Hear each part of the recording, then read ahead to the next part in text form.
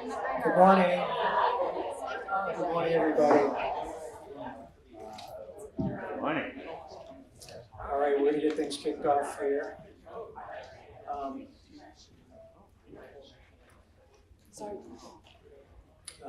On behalf of ACES, I want to welcome you to the first Waste Watchers workshop.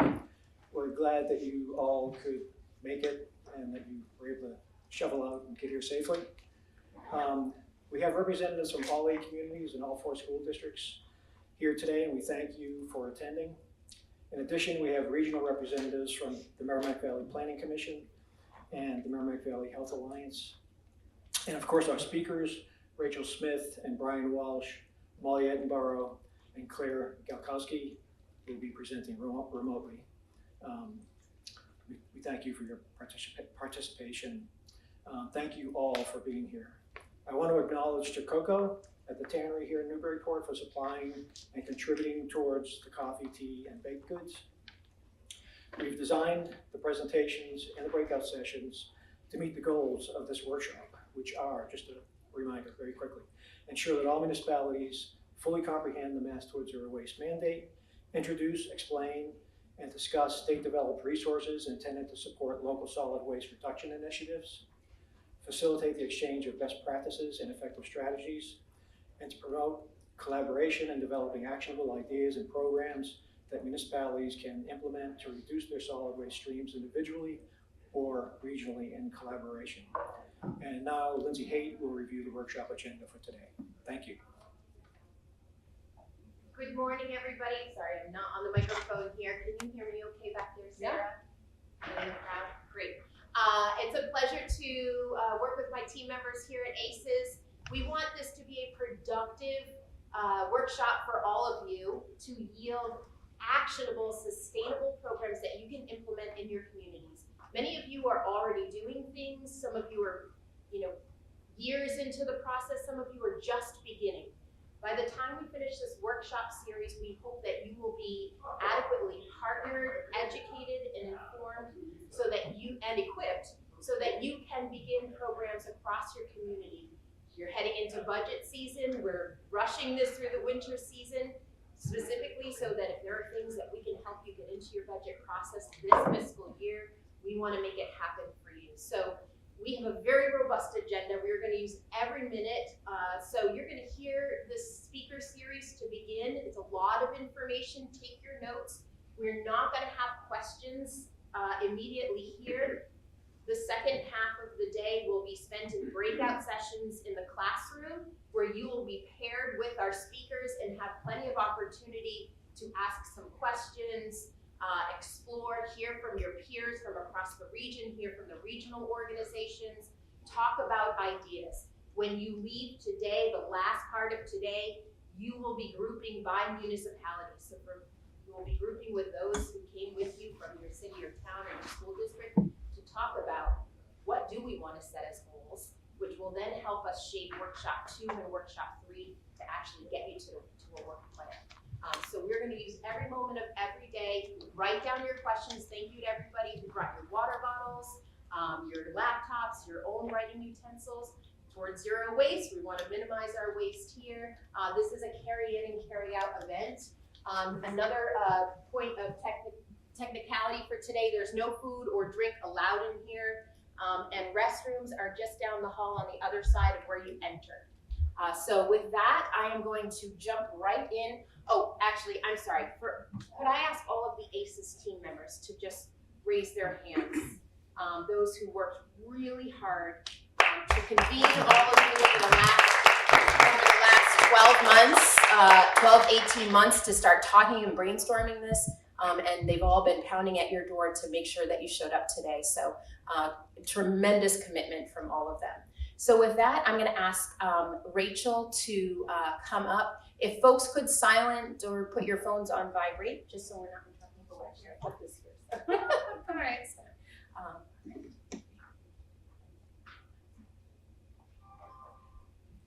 So I do this. It's not working.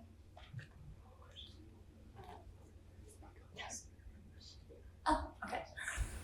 Thanks. Hi, Hi everybody, my name is Rachel Smith. I work for Mass DEP. I'm the grants manager in our municipal waste reduction branch. So we work with municipalities on all waste reduction issues. So that is recycling, reuse, composting. This presentation was actually developed by my supervisor, Kathy Mirza, who's the branch chief. She was not able to make it today, so I'm filling in for her. If there's something I can't answer, I promise I will get back to her and we can follow up with you after the event. But I'm going to do my best to go through the slides here. These are just some basic key issues that I plan to cover this morning. Our waste reduction goals and why it's important, particularly in relation to climate impact, solid waste capacity, waste bans, what they are, and what are we still wasting if we have these waste bans, right? So how we support municipalities, grant opportunities, technical assistance, education, outreach, best practices, lots of resources that Mass DEP can offer you. So let's start with the big picture. And the goals for Mass DEP has for waste reduction. So every 10 years, Mass DEP develops what we call a solid waste master plan, and it lays out our goals and plan of action for the coming decade. So back in 2020, when the latest plan was launched, we saw that the state disposed of nearly 6 million tons of trash per year. And with that in mind, we established a goal to reduce the amount of trash disposed by 30%, which is nearly 2 million tons by 2030. And the plan gets even more aggressive as time goes on. So by 2050, our goal is 90% trash reduction. So to substantially reduce the amount of trash that's disposed, some of the greatest opportunities exist with better management of material in the first place. So things that we are focusing on that we found contribute to a lot of the trash is food material, cardboard, building materials, textiles, and bulky items like furniture, mattresses, that kind of thing. I'm not going to get into the detail of this slide because we don't have a lot of time, but I do want to point out that I want to make the connection between climate for you. So this is from a report from the Ellen MacArthur Foundation. We can send the link afterwards. And simply put, this pie chart shows how the production, consumption, and disposal of food and consumer products generates 45% of greenhouse gas emissions, which is a primary driver of climate change. So you think... I can't hear anything. Oh. Here. Okay. Here it is.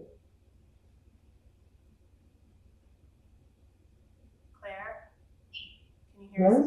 Can you hear us now? Oh, yeah. Sorry, you're on mute. Are we muting you? Can you see the I'm screen? sorry, I didn't know you could hear me. I was voicing a text. Can you see the screen? We can all hear you, Claire. I can see you and Rachel. Okay, hold on one moment. Have you already started? I'm sorry, I didn't. Yeah, that's the okay. interruption. Your screen, I actually was just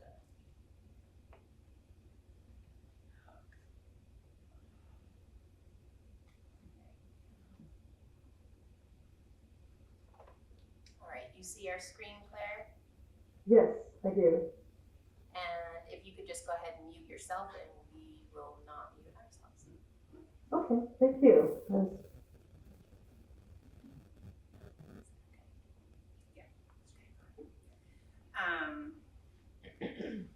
Well, welcome, Claire. I'm kind of a few slides in. The slide here is from the Ellen MacArthur Foundation, and it's really meant to show the impacts on climate from the production, manufacturing, consumption of products.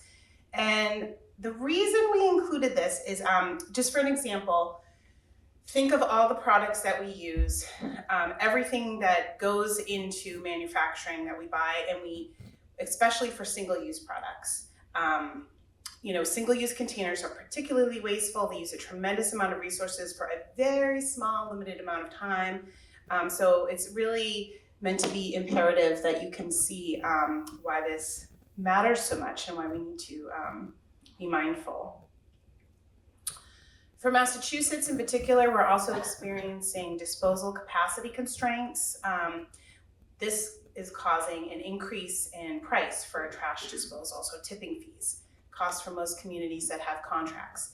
Our remaining landfills, of which there are 5, are almost full, could be full within 10 years. The municipal waste combustors in our state, they're all operating at capacity. There's also 5 of those. And there's no new in-state disposal capacity in the pipeline, which makes sense. Not a lot of communities are, really advocating for a landfill or a new waste combustor in their town.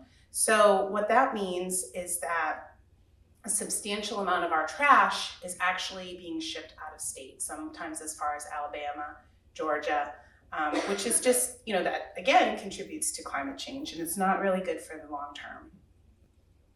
It's not a sustainable solution.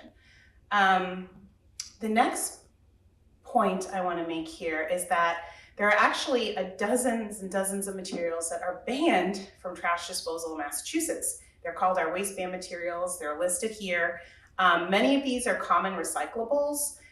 In 2022, mattresses and textiles were added to this list, and the threshold for commercially generated food waste, so that's food waste from restaurants, schools and businesses, was reduced to 0.5 ton per week. Discussions have already begun to lower that threshold to 0 and potentially to add a ban for not just commercially generated food waste, but residential as well. So there's discussions in the pipeline of what that could look like. And when we look at what trash is still in Massachusetts, this is where the opportunities reveal themselves. This data comes from our 2022 waste characterization study. It's conducted at our 5 waste combustors in the state. These are done every 3 years. This is the most recent, 2025, should be available in the spring, I think, in like April, May timeframe. But if you look at this, more than 40% of what was in our trash consists of common recyclables. Paper, plastic, metal, glass. It's still being thrown away. And nearly 30% is organic material, 21% which is food waste, food scraps that could be composted. So you can see there's a tremendous amount of opportunity for improvement. And so again, this is something that we are focusing our priorities on for the state. This again, I don't want to get too into the details, but you can see this is meant to show that these materials have value. They play an important role in our economy. When we capture them effectively through the recycling process, they can be processed into feedstock and made into new products and packaging. These materials are very valuable commodities, especially cardboard. That's one of the things that we actually find most in the trash, and yet it has one of the highest values. So this is another reason we really want to keep the materials out of the waste stream. This might be a little bit hard to see, but with that in mind, Mass DEP develops our programs with an eye towards supporting municipalities. This is like a 3-legged stool, and it's really going to frame the approach we offer. We offer technical assistance, we offer grants, and we offer outreach and education tools. And those are all intended to help you at the local level. With respect to technical assistance, help is available from 7 MACs who work closely with the local recycling contacts to support waste reduction efforts. This map represents the current configuration of MAC districts across the state. Brian Walsh is here, so he'll probably be talking about his role a little bit more, but this is, a way to stay connected, especially in your region, and, really have opportunities to work on key issues and opportunities that are more tailored for your communities. Some of the support from MACs includes work groups, which are annual cohorts focused on best practices, networking, sharing information. We have 3 this year focused on curbside contracting for waste, curbside food waste collection, and PAYT, which is pay as you throw. We also have Green Sword. It's a work group specifically for schools. It stands for School Waste Reduction and Diversion, I think. And I'm sure Brian will talk about these more as well, but it's just an example of some of the support that the MACs can offer. In addition, they can do, they do meetings and newsletters. They've developed templates. There's technical assistance grants, which is one-on-one time, where you get in-kind technical assistance, 80 hours. And then the other thing at the very bottom is a discounted membership to recyclingmarkets.net. That's how you can track commodity pricing. So actually track, like, if you know, how much money your recyclables are making. And so it's really helpful for contracting. Again, I'll kind of go over this very briefly. Our team collects solid waste and recycling data annually. We post that on our website, so please, you can go ahead and check it out. But we analyze this to evaluate our program effectiveness. We try to create tools and outreach materials to demonstrate the results. So this, for example, is an outreach material that we've developed to highlight, you know, benefits of pay-as-you-throw programs. So you can see, like, the orange bags are full pay-as-you-throw programs, and those communities experience the lowest trash generation in the state. And then as you go up 35 gallon, that's becoming more common as automated trash collection is becoming the norm and more desirable for haulers. But that's still a pretty good number. As you get into having a higher trash cart, there's higher generation of trash, because as you see, like, it sends the wrong signal to residents. Human nature has it. If you have a big cart, you're gonna fill it. We also support development of a lot of complementary programs. So focused on recycling, reuse, donation, composting of food scraps, opportunities. These are all different resources that we've funded and that we've supported for municipalities. Grants, I'm going to talk very briefly because I know Brian will discuss this, but I'm the grant manager, so I'm very excited about this. You know, I'm your person if you have any questions about any of the grants that we offer.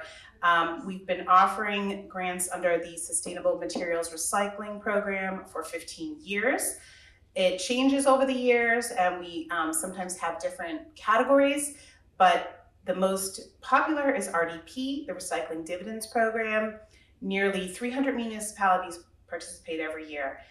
There are minimum eligibility requirements and prerequisites, but once you're in, like, you can keep applying year after year and really build up your capacity and your funding to continue your programs. The reduce, reuse, and repair microgrants are also available to municipalities as well as nonprofits, small businesses, for-profits, schools. These are smaller grants. They range from $3,000 to $10,000, and specifically for reuse and repair grants only. So a little bit different. They're not focused on recycling. It's focused on that reuse part. Interest is growing every year. We had 90 applications in 2025, about $160,000 awarded. I should say for SMRP, the slide before, we generally award between $4 and $5 million a year for all of this, like, combined. And I would be remiss if I didn't mention our outreach and education platform, Recycle Smart MA, or RSMA. It includes a bevy of resources, a Recyclopedia, which is a search tool, all about recycling in Massachusetts. There's guides in 12 different languages. Beyond the Bin is an incredible tool. You can type in what you're trying to get rid of, basically what's beyond the recycling bin. So materials that can't fit in your recycling bin but do have a value. You can type that in where you're located, and it can give you some options to divert those materials from the trash as well.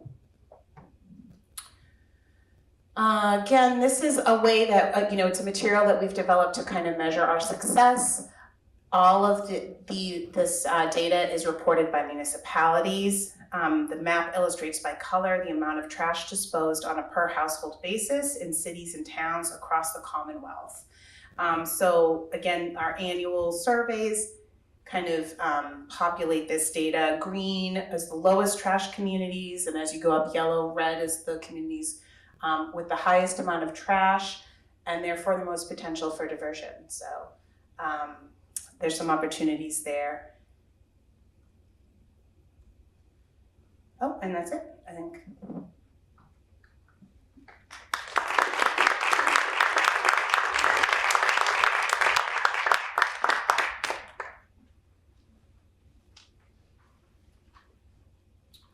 Hi, everybody. Hi, Claire. How are you? I'm Molly Attenborough, the Sustainability Manager for the City of Newburyport, focusing on recycling and energy and also some resiliency as well in there. Thanks to ACES for hosting today, getting us all together on one page. We have 4 groups in Newburyport that are interested in waste. It's really amazing. And the mayor and I meet with them quite often, and thought, there's gotta be a way to keep them all engaged and interested in, different options that they can provide assistance with. We have the Wise Waste Warriors, who are focusing on getting organics out of restaurants in town. ACES, which is now focusing on this regional effort, which we came up with this idea because we thought there's a lot of need for the state to reduce its waste, but also as a region, we just noticed that there were a lot of things that were happening in the region. So that's why we pulled this together. Newburyport's happy to help. But DEP and the state and all your programs are crucial. And we noticed that a lot of towns in the area weren't taking advantage of those. So that's why we're here today. So we take full advantage of our RDP funding, Recycling Dividends Program. Funding, we get money every year. I think this year we got $18,000, and we can use that for educational materials, Recycle IQ programs. We've done 2 of those, and that is actually sending someone out on the curb and going through recycling bins and trash bins to see what is recyclable and what isn't that people are doing, and leaving tags if they're not doing the appropriate thing. We've done waste and idle reduction toolkits, and a lot of workshop development and education. We work with a lot of the buildings in the city and a lot of residents doing various things. The postcard on the left is our Recycle IQ program that actually DEP put together. So we use that quite a bit with residents, and whenever someone new moves to town, we're always sharing all this information. Some of the things that we've used, the RDP funding, include equipment you can purchase. Barrels and larger equipment at a transfer station or recycling center. We actually have all of our marinas and Harbor Master use shrink wrap recycling, which is very popular. We have a bulk collection, plastic collection program. We have a recycling center. We're very fortunate that we have this recycling center in Newburyport, and it has about 20 streams of items that can be recycled, so that those are being pulled out of the regular trash stream. We've done a lot of model programming around waste and reduction analysis, and again, DEP has been crucial, working with Brian and his predecessor, Sharon Kashida. We've held a lot of workshops, but their assistance in getting programs and contracts and technical assistance is key. So I would say they are crucial to getting everything done that you need to get done or want to get done. And then we have an annual Household Hazardous Waste Day. I think a lot of you actually participate in that. It's getting quite large, and I'm hoping that more towns in the area will offer that, because last year we had quite a long line all day when we offered that. And I know DEP would love to have someone in the region set up a full-time hazardous waste site, because people don't just move in the summer. They're generally just held in the summer, but we need to have something year-round. But Newburyport's received about $180,000 since 2015 from just the RDP program. This is what is eligible to you, and I think Brian's going to go through that in a second, but these are the kinds of, this is the software that we use to apply for different things, and we also have to do our annual reporting, which I know DJ from Amesbury and I just finished ours this week. It's due on Friday, but we got that done. So then there are other programs. This is that SMRP program that Rachel was speaking about. We've also taken advantage of that, and that's larger grants. You can come up with programs that you want to institute or develop. Again, technical assistance is huge. Brian is always available to help. We have regional meetings every quarter. We've developed programs around pay-as-you-throw in Newburyport, which has never passed. We have repair cafes, which are very, very well attended and people love. We have a share bank, which now the library has taken over. We started an organics pilot a number of years ago and has grown to about 1,000 households in Newburyport, so we'd love to grow that as well. And then, of course, the Recycle IQ program that I talked about earlier. This is really interesting. So this work, you would think, oh, trash, they're just in they're part of public services or just, in their own little area, but we touch almost every department in the city. We work obviously a lot with the health department. I'm actually housed within the health department. Around hazardous waste, they're all of our bylaws or our ordinances are under the solid waste and sanitation division. And we report our trash issues and programs to the Board of Health. And then organics bans, which is what the Waste Warriors are working on, is working with all the restaurants in town. They have to be, if a restaurant's producing 1,000 pounds per week, they have to be recycling or have to be composting. So, and a lot of them are not. So that's a big challenge and we're working on that hard right now. We work with a planning office quite a bit, and that's around private roads. When private roads or new developments are built or we have complexes coming into town, that's always a really big discussion.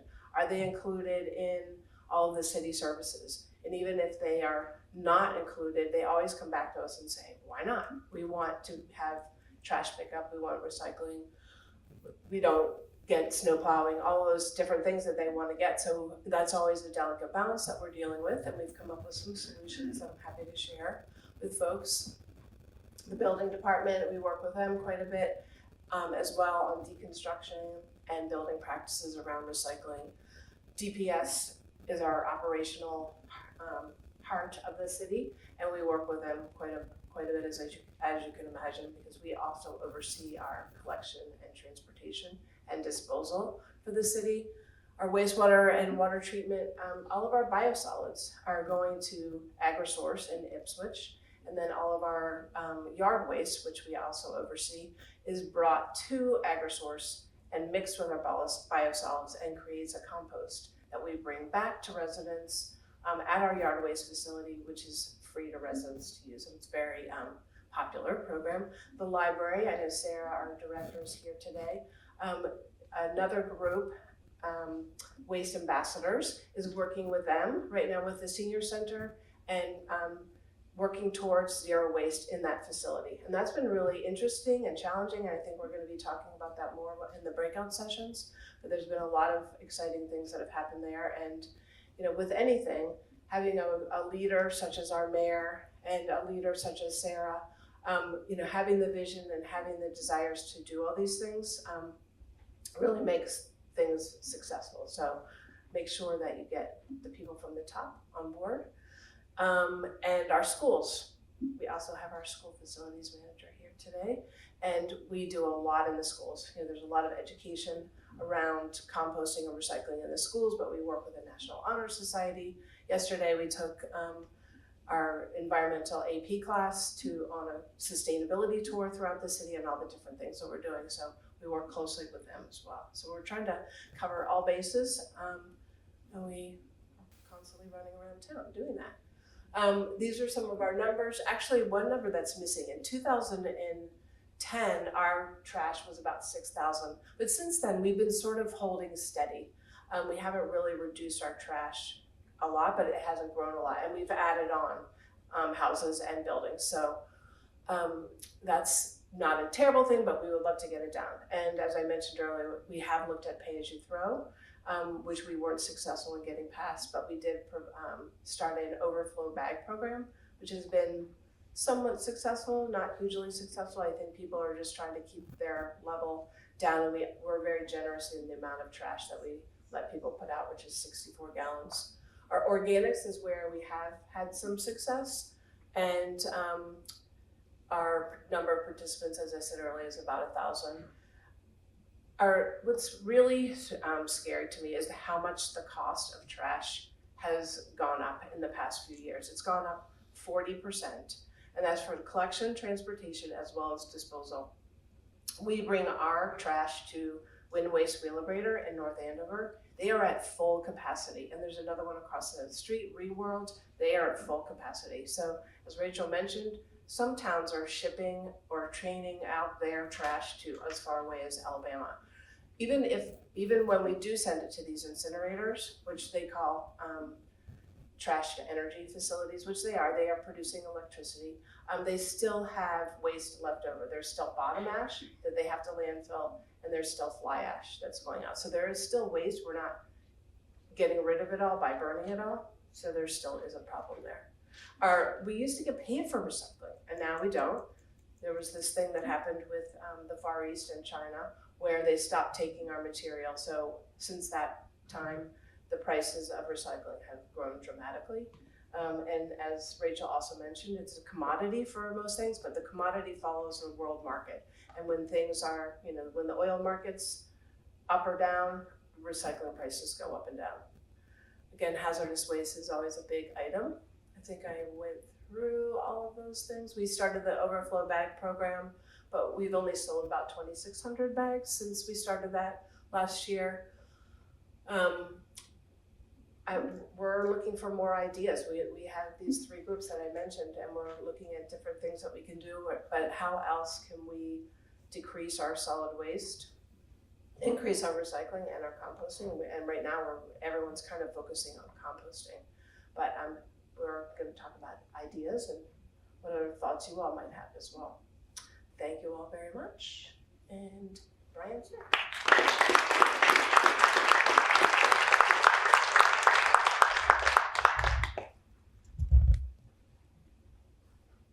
Okay, great. Hi everyone. I'm so glad I got to go third because I feel like Molly and Rachel have set a really strong foundation. So hopefully I can pick up and fill in some gaps and go a little deeper on certain things. So one of the highlights, so a few things I'll go through is I want to kind of dive a little deeper into the recycling dividends program that we've heard a few things about, talk about, kind of demystify the RDP requirements for how you actually get into the SMART program. I know we have a few municipalities here who aren't yet in the program, would love to see join the program, so want to go over that. Talk a lot about where I kind of fit into the process, talk about our working groups, and then kind of look across the Commonwealth a little bit and see what some neighbors are doing. So, first thing, these are all our recycling dividends program categories that we've been hearing about. So won't really have time to go into depth into all of them, but this is all of the areas where you can earn points within the recycling dividends program. So high level, the recycling dividends program is based off the practices, the best practices that you engage in these number of categories. You earn a number of points based off your households served in your town. That household, your population in your town, that corresponds to a X amount of dollars, and you earn that many points per year in RDP, and you can accumulate those funds and save them year to year if you want, or spend them on a number of categories. I want to point this out because I think one thing it shows is most towns are already doing something in this category, in most of these categories. Maybe it doesn't fit perfectly within getting points yet, but the point being, oftentimes it's less about building from scratch to earn points, but more about bringing what you already have into alignment. And sometimes it's about building new elements from scratch, and that's fun too. Maybe one example just to call out is hazardous waste, for example. So one way to earn 2 points in the hazardous waste category, most towns already have annual collection events and don't earn points for that. But to earn 2 points, if you join something called our reciprocal arrangement, just essentially saying you put your date on a calendar with a bunch of couple dozen other 15 or 20 other towns that are part of it, your residents can then attend other hazardous waste days throughout the year. Those other residents can attend yours. So the idea being now all of a sudden all of these residents went from having 1 hazardous waste opportunity to 20 hazardous waste opportunities, and you probably get a handful extra non-residents in yours, and you earn 2 RDP points for it. So that's one example. all of those, for note, we could have hour-long conversations on each of those. I hope we do. So all of this is, I'll have my contact information. I'm the map for the district, which is all the towns that are here. Always happy to have in-depth conversations about all of this. So next up, Rachel quickly showed this picture. And what I really want to call out here is that we see that over time, the effect of those best practices, they really start to compound, and you start to see real differences in the amount of trash that communities generate. So you can see that we have an average annual pounds per household. So it's taking total tonnage collected by the municipalities from households and dividing it by household served. And you have that ranging from 750 pounds per household in some communities and 2,500 pounds per household in communities. So you really see these significant differences in, on average, what a household's putting out in trash. And kind of to put it simply, when communities have more access to diversion opportunities and more efforts are made by the municipality, are made towards waste reduction, the residents' behavior adjusts over time, and you see real changes in the disposal patterns. And even communities close to each other, and it kind of goes across demographics. So that's our map. And let's see, what do we have next is, okay, where do I fit into this? So I kind of want to show where I can support in all of these waste reduction efforts. So as Molly touched on, in order to apply for the SMRF grants, there'll be a few prerequisites. All of those prerequisites are ones that I can help assist with. And most of them are going to be due actually on February 15th, this Sunday. But if you still want to be part of this and you feel like you won't hit the deadline, come talk to me. And you can always get in next year, or sometimes you can still join, but there might be a point penalty for the recycling dividends program. Maybe penalty is not the right word, but recycling dividends program. So it's never too late to start talking to your MAC. So demystifying the requirements a little bit. So the first paragraph is annual reporting. This would be the completion of your solid waste recycling survey, which is a series of questions regarding a municipal program. So essentially, what elements you have within your municipal program? And just to note that this is available for, but all of these are available whether you have a municipal contract or if you have private subscription for your residents. I want to reiterate that having private subscription does not preclude you from joining this whole grant program. And if you've been in the program before, it's 1 year's worth of data. If you're new to the program, it's 2 years worth of data. So we're looking for program elements and then also how much of each material is disposed of. And that's what builds a lot of the graphics you've seen today. The next requirement is for municipalities who've received RDP grant funding. It's just a plan to indicate how they've spent or plan to spend that money. So I think a really powerful part of this program, of the RDP program, is that you can kind of use the money you've earned to sort of like grease the skids for new programs that you want to set up. So the more you earn, it can then, when it's utilized well, can then help you earn more points in the following years. Also, simple enough requirement is just a certification that your schools and municipal buildings are following waste demand compliance, essentially confirming that they're providing recycling by the time of your application, or if they're not, within 30 days of an award notification.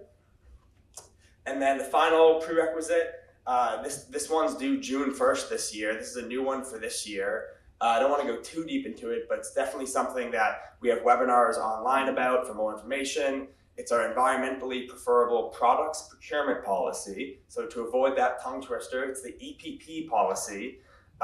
So essentially, high level, it's a policy that will be adapted at the town level for commitment to purchasing products and services offered through OSD, adherence to federal comprehensive procurement guidelines, and then reference to whenever possible purchasing goods and equipment through reuse and surplus. Again, it's a lot. I wouldn't say it's a lot. It's dense here. It's relatively straightforward. Definitely something that we can have deeper conversations about, like all of this.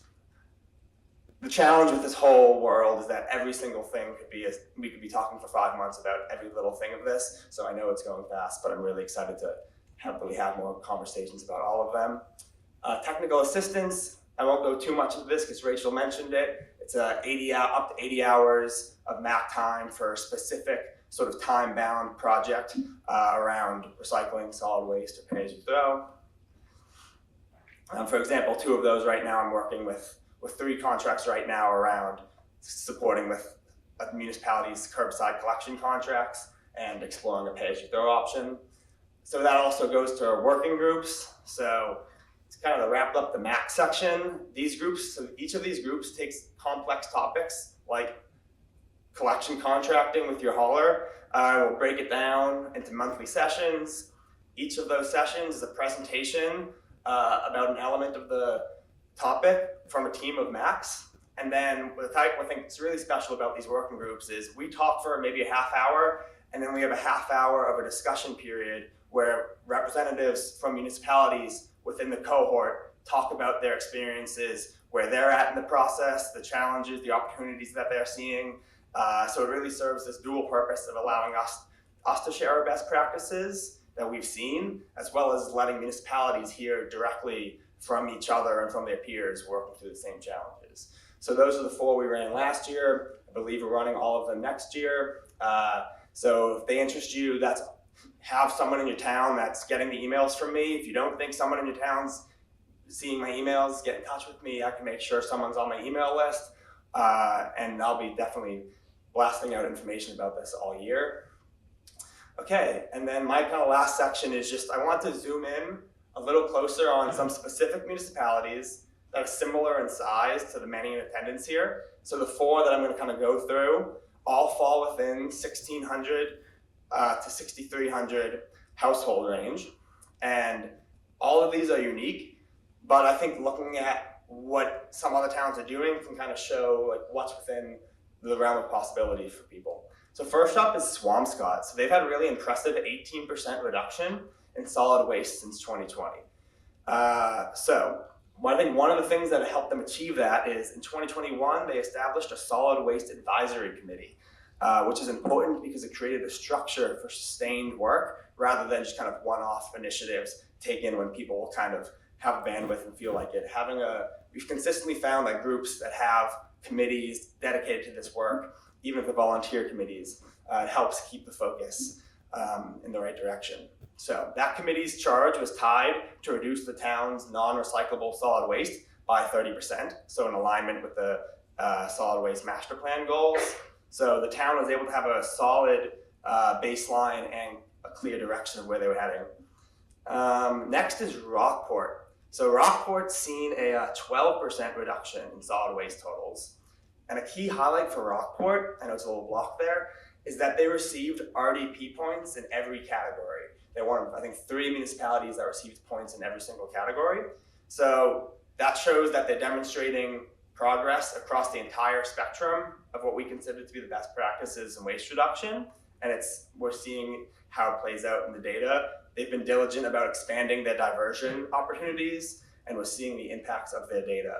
If you're ever looking at a really, really well-run transfer station, try to take a tour of Rockport's. They do a fantastic job. And if you're looking for a really well-run charm, definitely talk to Molly, Center for Hard to Recycle Materials. Newburyport and Rockport, those are 2 great places to check out. Okay, last 2, Hamilton. Also seen an 18% reduction in solid waste. So you can start to see that these big reduction goals are feasible when towns take it seriously. So one of the biggest contributors for them is likely that their curbside food waste diversion program, which is available to all residents at no cost. And that no cost is important. Obviously, it reduces barriers to participation. It makes diversion a default option rather than an add-on. They actually require that green bin to be put out with the trash and recycling for them to pick up your trash. Even if that green bin's empty, they want to see that green bin out there for them to pick up your trash and recycling. So Rachel mentioned food scraps are heavy, high volume part of the waste stream, 21% on the state level. So diverting organics can have a really big impact on overall tonnage. And then finally in Topsfield, they've seen a 6% reduction in solid waste. And that might be more modest. But what I really want to pull out here is a policy and program shift they recently adopted that's not really reflected in their data yet. So a lot of towns are dealing with this, moves from manual collection to automated collection from the waste vendors as the industry moves in that direction. So in 2024, Topsfield implemented a modified pay-as-you-throw program, which essentially what they did was they gave residents access to a 35-gallon cart as a baseline free service included in the tax base. And then if residents want to go over that amount, they would have the ability to pay an annual fee for a second 35-gallon. So it kind of served this dual purpose of kind of incentivizing people into what we consider a right-sized container for waste reduction, to incentivize that behavior, but also have this additional capacity instrument for residents as well. So we're really looking forward to seeing how that new program drives reduction in Topsfield. And that is it for me. So again, I know there's so much there, and I look forward to the breakout session.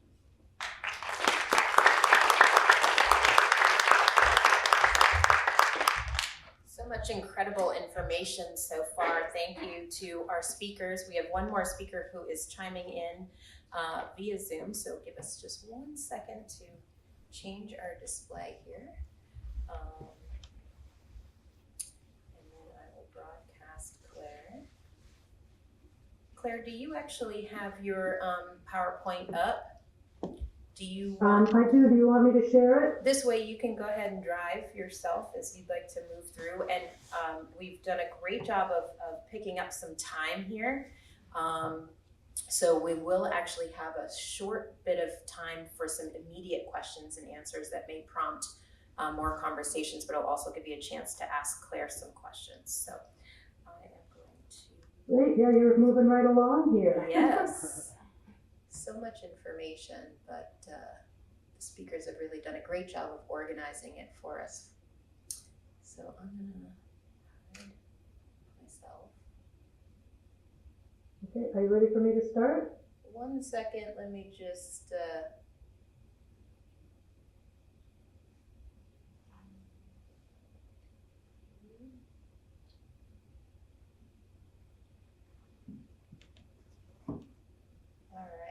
Claire, so we can all hear you, we can see you, and we can see your slides. Go for it. Oh, fantastic. Thank you very much, Lindy, and thanks to ACES for inviting me.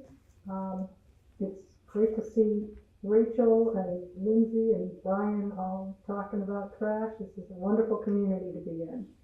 My name is Claire Dalkowski. I'm the Executive Director of the South Shore Recycling Cooperative. We are a group of 18 towns, and boy, I'll tell you, I wish each of my towns had a Molly. She's terrific. I'm trying to advance my slide. Where I want it to go? Here we go. So the South Shore Recycling Cooperative, as I mentioned, is a group of 18 towns. We were formed in 1998 through some special legislation. There's a whole big story behind that, but we are a government body. We are allowed to raise and disperse funds and run our own budget. We have an intermunicipal agreement among all our member towns, which is updated every 5 years, kind of like a contract, as I'm sure most of the people in the room know. Every town is supposed to appoint 2 board representatives to our board, and each town gets 1 vote.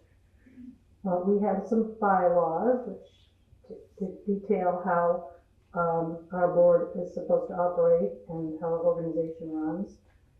We charge annual dues, just under $5,000 per year per town.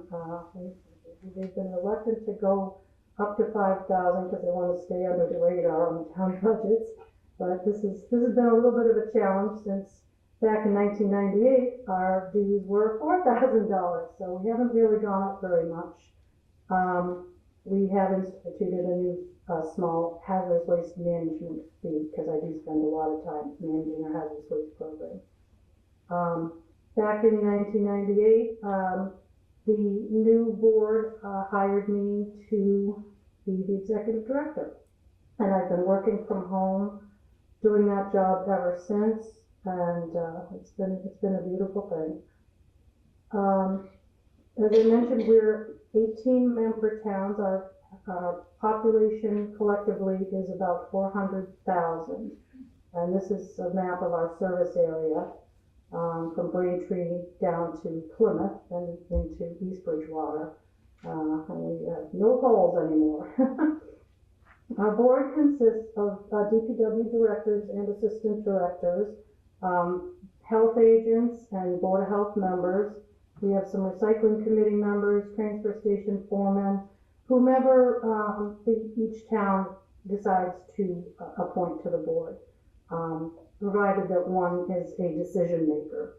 So the information that they take from our meetings and other communications can actually be put into use. Our DEP Municipal Assistance Coordinator, who is a counterpart of Brian, ours is Todd Kepp, attends all of our meetings and usually gives a 10-minute update about what's going on, what needs to be done, etc. We have myself, I'm the executive director. I work 32 hours a week, and we have 3 hazardous waste assessors that just work at our 12 events per year. So we're pretty lean fighting machine, I like to say. This is our board. This is a meeting we have hybrid meetings every 6 weeks. And we usually bring in a speaker from a service provider, or, we've had Becky Ferguson from DEP spoke to us once. Sometimes we have people that have, something pertinent to say that the board needs to hear. But usually it's service providers, and we have good attendance. Usually more than half our towns are at each meeting. Sometimes we have to vote on things, sometimes it's just discussion. What we do, we run, our kind of cornerstone function is running our hazardous waste program. That's the one thing that all our towns participate in, because I don't know about the North Shore, but I know on the South Shore, every town has a different approach to trash. Different departments are in charge of it. They have different levels of involvement with it. But the one thing that everybody participates in is our hazardous waste program. So I contract it out. A couple of times we've had to use a state contract, but I usually do our own contract. I manage all the reciprocity, because every collection, we have 12 events a year. Everyone is open to residents of all 18 of our towns. So we have to bill each town for their participation. So our assessors keep track of who comes in from what town and how much stuff they bring. There's a lot of work involved in keeping it running efficiently, getting it advertised. I write up the service agreements and do the DEP notifications. So I do a lot of stuff for the towns for the hazardous waste program. And we have registration also, so we try not to have long lines. So during the pandemic, we started that because that seemed to be the way things were going, and we haven't stopped. So people who want to come to our events have to register. I don't even tell them where they are because they have to register. So that works out very well. It has really reduced our wait times because now we don't have people showing up an hour before the event starts and forming a long line before we even open. I assist our towns. I'm like a consultant also.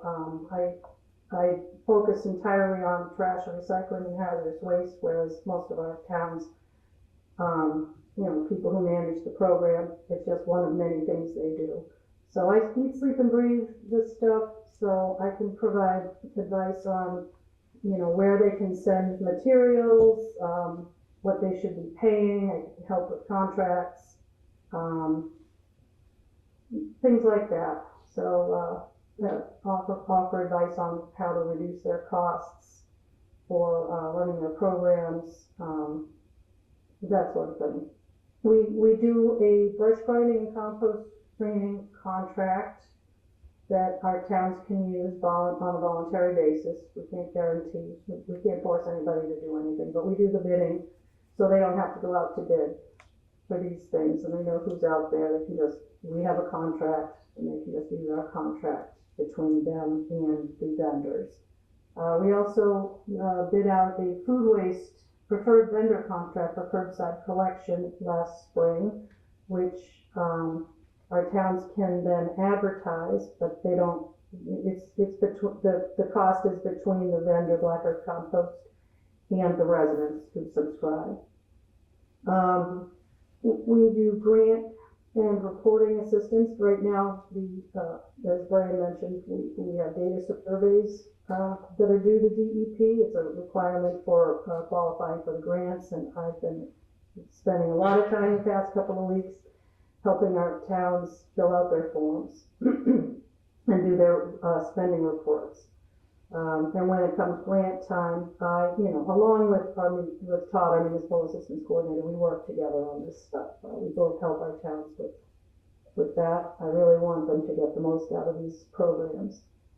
I do a lot of outreach. We have a website that I invite you all to visit that has a ton of information about both our organization and waste and recycling in general.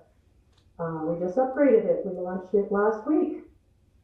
I publish a newsletter before every board meeting, so it's kind of like my executive director's report, plus a bunch of other, local, regional, national news that I put in there. We run a number of public service announcements on a local radio station, which gets the word out. We've created a number of ads. You can listen to them on our website too, under, what's the name of in the news. If there's a drop down, it goes to radio ads, you can listen to the news. They're a lot of fun. I'm going to be writing another one soon about battery recycling. And that helps our towns also qualify for additional RDP points, as does our hazardous waste program. As I mentioned, we run board meetings every 6 weeks that tend to be pretty lively. They're a lot of fun. It really is a good way to form community among all solid waste managers and share information about what's worked, what's been a disaster, things like that. I also spend a lot of time doing legislative and regulatory advocacy because after working with the towns and residents for a few years, I realized that to make any real substantial changes in solid waste generation and recycling, it has to start at the producer level. Most of my advocacy is focused on extended producer responsibility legislation, which shifts the cost of managing waste and recycling from the towns and the residents to the producers, who are putting more and more stuff on the market all the time, so much of which is not easily managed, such as lithium batteries, packaging that isn't quite recyclable.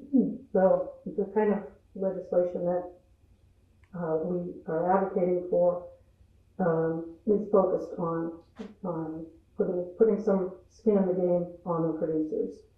We have a whole page under About on our advocacy efforts. And we could, while I'm at it, we could use everybody's help here. We have a sign-on letter, resolution, things like that, action alerts, along with the Mass Product Stewardship Council. So I'm an advisor on Mass Product Stewardship Council, which is a branch of Mass Recycle. That's the statewide nonprofit organization that is a multi-stakeholder group for all things recycling and waste reduction. So I would love it if we could bring more people into that effort. We have a benefits of membership web page under About. I'm not going to click on it because then I have to jump through a few hoops to show that screen. So I'm just going to invite you at the end to check out our website. And this is our website. ssrcoop.info. We've had it for, I don't know, probably 15 years. It's a huge website. We've got about the SSRC, talks about, the board, the benefits, documents, advocacy. Town programs, I have a page for each of our member towns with links to their websites. Household hazardous waste is our most visited page, and we've got the link to the registration form and lots of other information. Recycling how-to is for residents to learn, what can be recycled and why certain things can and can't be, that sort of thing. A to Z has a listing of items like A for appliances. If you have an appliance, what do you do with it? What are the local outlets that you can find for that? Events calendar shows our meetings and collections that are coming up. And then the news has information about our radio ads, our newsletter. You can see all of our every 6-week newsletters in there, and other types of things. Claire, thank you so much. This has been so informative, and I know you have more things to do. But if I could ask you to just maybe take 2 more moments to highlight the things that you want, and this way we'll save some time for Q&A before we go into breakout sessions. Thank you. All right, sorry, I do go on. Okay, measurement of success. You can look at our annual report. We generally save our towns more than double what they pay into us. Is the bottom line, and that's pretty consistent over the years. To get the details, you can go to our website. This is how I calculate our member savings. Each town gets their own line and all the different items, things that I do. This is in the annual report too. I was asked to speak to some of the operational challenges. Yes, believe it or not, our budget is only around $100,000 a year, which gives you an idea of I'm not rolling in the dough here. This is a job of mission and passion. We have a small staff, myself and the 3 assessors. One of my biggest challenges is communication and engagement. Every one of my managers, they're spinning a lot of plates, and sometimes it's kind of hard to get them to respond to things. But they do show up at our meetings, so that's always a good thing. And another problem is rising costs, like everybody else is dealing with. Our payroll costs, our bookkeeping costs, website maintenance, insurance, everything's going up. So these are challenges that we're always trying to address. And that's my presentation. So Thank you so much, if you Claire. have time for questions, but I'll stay on for a little bit. And Great, and we're gonna make your picture a little bit bigger. you want me to stop there? Sure. It'll make you larger than life on the screen, just in full disclosure. And I am gonna try technology on the fly, which always works perfectly. But we do have about 7 minutes for some urgent questions and answers. And I forgot to mention at the beginning that we are being recorded. I don't know if we're being live broadcast, but we are not. We are being recorded for future broadcasts through the Newburyport Hub. So we're very grateful to the team there for making that happen. So I do have a microphone. It's working. Yay. So any urgent questions that you just want to get on the radar are put out there right now, and I'll ask you to speak. You don't have to identify yourself. You can if you'd like, but speak into the microphone, and then I'm going to pass this on to the speaker. Thank you, Lindsay. Thanks everybody for making this morning possible.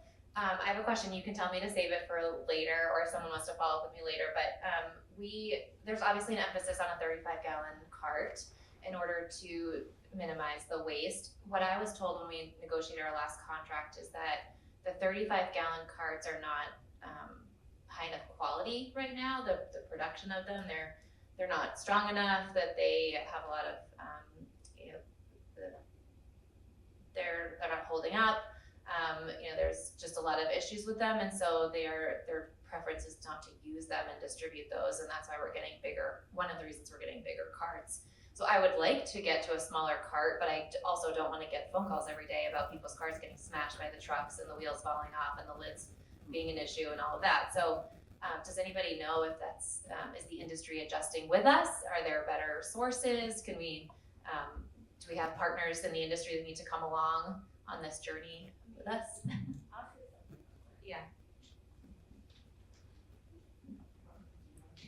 I'm hoping that one of the questions I've from you, actually because I never couldn't heard hear that. I could just hear muffled sounds. I've actually never heard that as a reason not to go to the 35 I gallon still cart. can't hear, I still can't hear. Sorry, you know what, Claire, I don't know if the sound is gonna work for you because they're not talking through my computer, which is how your sound is being conveyed. So unfortunately, you're not gonna be able to hear that. But I'll text it to you and I'll let you know if I'll come back to the podium if a question is for you. Okay, thanks. Sorry. So I'm very surprised and I'm very curious of like who would say that. Haulers, they want to make more money. They want bigger carts. Bigger carts leave more trash, more tipping fees, charging more money. I guess I didn't realize this was recorded, but like honestly, it's true. We have state contracts for many of the vendors that make these carts. The same vendors make 35 gallon, 48 gallon, 64 gallon, 95 gallon. So I don't really know where the issue of quality is coming, that they're not strong enough. They're made generally, I would assume, the same materials. Our state contracts usually focus on like having post-consumer recycled content in those carts for all of the sizes. It doesn't matter what size. And they usually have a 5-year warranty. These are things that like when you're negotiating a contract, which Brian can probably talk to more with the work group, but these are things that you would want to put in the contract. No matter what size cart you have, having a warranty, having certain post-consumer recycled content, having certain colors, those things are important.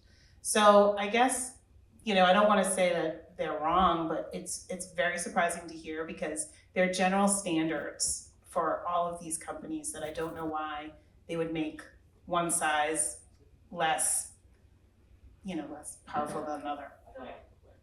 I'm gonna actually, if I'm just because we have a few minutes, so there will be time in the breakout sessions to kind of talk about this, and particularly the strategies around how you negotiate certain things that maybe you're hearing from your constituents or your vendors. Any other questions that people want to get on the radar right now, or any questions for Claire specifically around the regionalized model? You gonna raise your hand? No? Yeah. Okay. Yeah. You are now. So how's she gonna hear it though? So if you tell me, I'll repeat it Okay. here. Is this for So, Claire? yeah, so does she have any advice? Claire, we have a question for you, and I'm gonna repeat it. Yeah, so Okay, does Claire have any advice for local communities banding together and using common resources? Any advice on how to get that started? So from your years of wisdom and experience, Claire, what is your advice for our room full of regional potential partners and how they get started in banding together? good question. Well, you need to have people in each town that are actually interested in doing it, that have some authority to commit the town to it, to sign an intermunicipal agreement. We were formed by special legislation, as I mentioned. That was a difficult lift even back in 1998. One of the founding members was savvy at state house things. It had to be go through the legislature, and it was amended as a budget amendment, which I don't know if that would happen today. So that is step one if you don't want to have to manage your own, if you don't want to outsource your financial stuff, which you don't want to do, because our predecessor organization, which I had a slide, I don't know what happened to it. It was called the South Shore Regional Refuse Disposal Planning Board, That was formed in 1990, and they raised funds, but they had to have it managed through NAPC. And somebody fell asleep at the wheel, and they ended up going bankrupt and had to let their planner go. So having special legislation, being able to manage your own funds is really important, and you still have to pay close attention to it. So that so that's step one: special legislation. Draft an intermunicipal agreement, get the towns to sign it, set your fees, hire, and you're gonna need to hire somebody because it's a lot of work to do it. Well, in my opinion, to do it properly, and whoever does it, they're gonna be able to do it how they want. But that's the way to get started. Keep meeting, until and find somebody who, find a champion in the legislature who can carry that request to form a government organization to do that. Another option is to form a district, which is a little more onerous than our cooperative. And our group looked into forming a district and decided not to because each town wanted to have all control over their own town's thing. They didn't want to have to submit to, do things on a district level, which I'm not sure why, but that's, each town has their own personality. So they wanted to maintain their independence. So those would be the first steps. And if you want to, you can get verbiage on our website for the special legislation and the municipal agreement. So Thank you so much, Claire, for that insight. Everyone's slide deck and their contact information, as well as an abundance of resource links that they've included in their own presentations, will be uploaded to that shared drive for everybody to be able to access afterwards. So Claire, thank you so much for your time, for zooming in from the South Shore and sharing your wisdom. We will let you go now, so thank you so much, and we know we will be talking to you again soon, and keep going. One more year, I'm retiring. Oh, well, good luck. So she's looking for a successor. Thank you. Thank you very much. Bye-bye. Great. So with that, we are going to now break. We're going to have 15 minutes to break and then reconvene in the next room. In the next room, you'll see there are some flip charts set up. We're immediately going to break into our first breakout session, which is separating folks into 3 groups. Those of you who are already using the RDP and SMRP program will be in one group. Those of you who are new to it or aren't doing it and maybe thinking about it will be in a second group. And all of them are listed, your towns are listed on the flip charts there. And then the third group are the school districts. We're really excited to have 4 school districts with us today. So go ahead, you can visit the facilities down there, walk around, mingle with each other, grab some refreshments if you didn't have a chance, and we will pick up that first breakout group promptly at 10:30. Thank you.